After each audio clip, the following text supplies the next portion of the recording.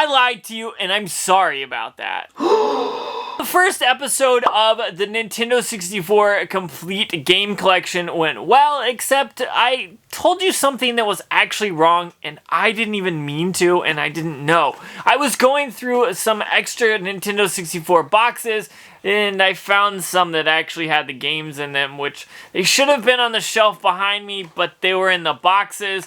And that was Madden 99, WWF, Attitude, and Last Perfect Dark. I knew I had these games, but I just couldn't find them, and so I was like, some of these games I feel like I have on this list, so I went back through it and I stumbled upon these 3 games. So I will update the list down below in the description as all the games at the end of this video that I don't have and that I need in the game collection, because, well, the list is so big I can't put that all in the description of what I have and what I don't have. So I'm just gonna leave what I don't have down there. Enough about that. There's something I want to do that I meant to do in the last episode as well, and that was actually add the end label to Dr. Mario 64. My plan is to add all the end labels to games that I don't have. That way I can see what I have in end labels and what I don't have as well. So hopefully that will kind of clear everything up as well, to show you that the games coming in may stay in my collection if I don't have them. But if I get a bundle and I don't need those games, I'm going to try to sell those off and move them as quickly as I can. Now, as of the last video, I had $100 invested, minus all the games that I already had, and that was good and dandy. But we gotta talk about what happened to that actual system in the bundle that I bought in the last episode. After I had already gone through the bundle, I noticed a few things needed to be sold by themselves, and I ended up taking a few things out of the bundle. First off, I ended up taking the expansion pack out and selling that for itself for $50 on Mercari. Then I ended up taking Quake out of the deal as well, and I listed that on a few different marketplaces. It hasn't sold yet, but that's okay. It will sell in time. I think I have that listed for like $18 by itself, which is pretty decent. And then on the rest of the stuff, I went ahead and put it all in a bundle and listed it, and it sold for $100, which is actually how much I spent on this whole bundle. So I took $100, turned it into $150.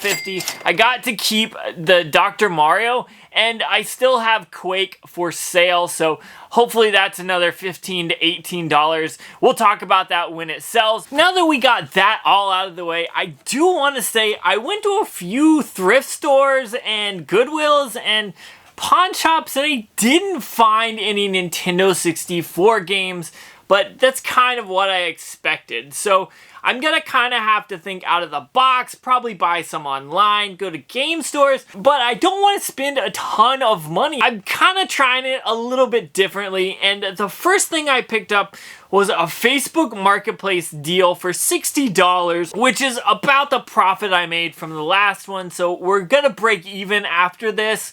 But we've got to talk about kind of how it came to be. I saw it on Facebook Marketplace. It was $60 and they shipped it to me. But we've got to talk about what came as well, and that was 2 different controllers. Now, sadly, the first controller is one of these crappy ones that is a third party and will end up being sold with a bundle. But the second one was actually worth picking up.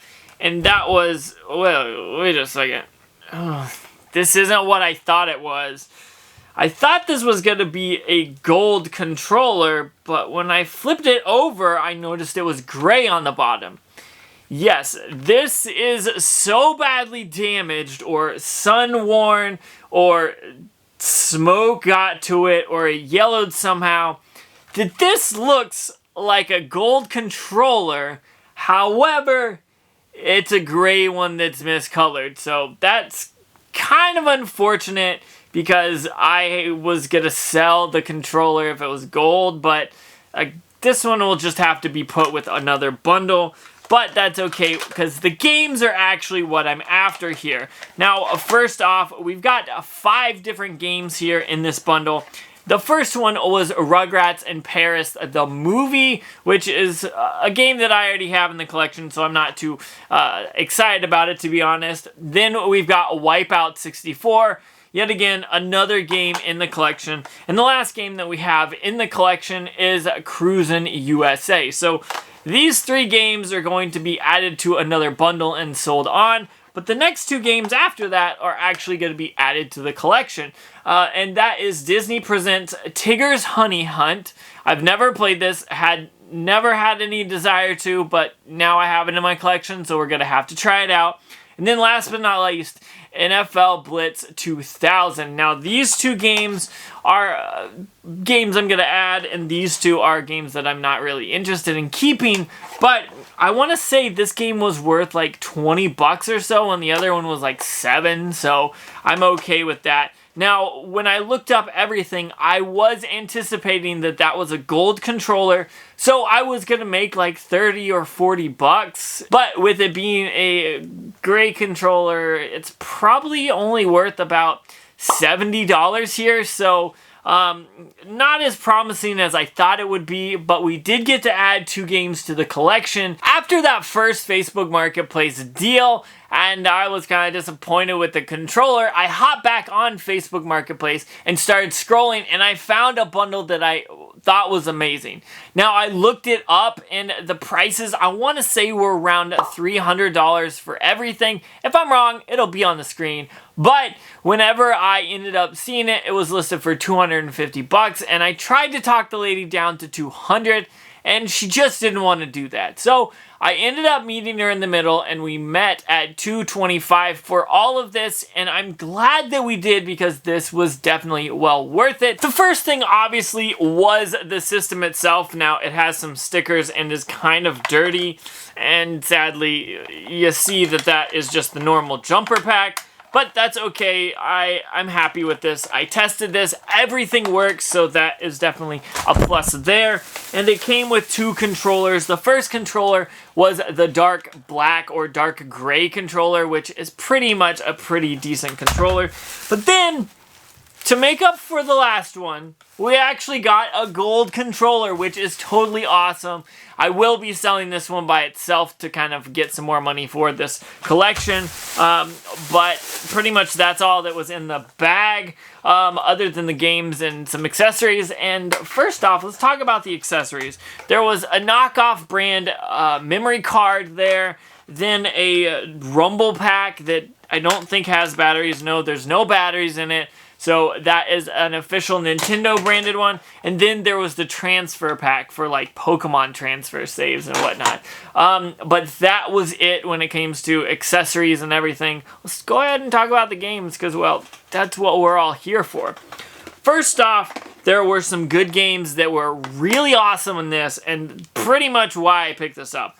Beetle Adventure Racing was the first game in it. It's a good game, but not worth that much money. Banjo-Kazooie is a good game, and it's worth like 20 to 30 bucks, which is pretty awesome, so I'm happy there. But we've got some heavy hitters here that I want to talk about, but I want to make sure I'm not spoiling anything. First off, Excitebike.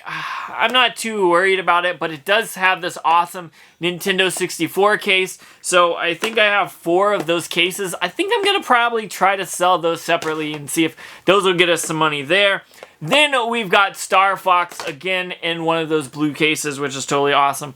We got Smash Brothers as well. This is a good copy. I checked all of these games out. They're all legit. And then we made it down to the games that I didn't have. And that's 2 games out of this lot.